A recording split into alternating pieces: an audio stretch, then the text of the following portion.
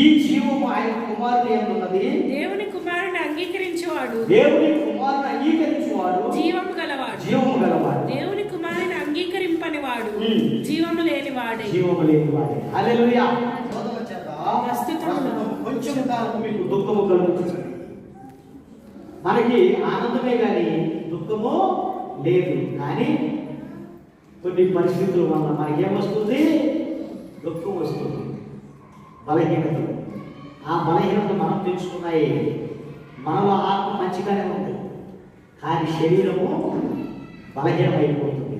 ఎందుకంటే మనం చేసుకున్న తప్పు గుర్తుపెట్టుకోవాలి. మనం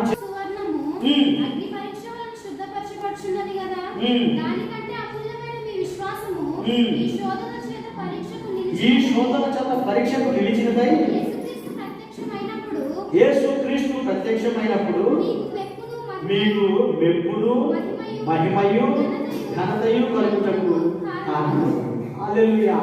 మనకి రేపు మెప్పు ఉంది. రేపు ఏవి న్యాయమైనవో, ఏవి పవిత్రమైనవో, ఏవి రమ్యమైనవో, ఏవి ఖ్యాతి గలవో వాటి మీద ధ్యాస. విశ్వాసమును, సద్గుణమును, జ్ఞానమును, ఆశ నిగ్రహమును, సహనమును, భక్తిని, సహోదర ప్రేమను, దయను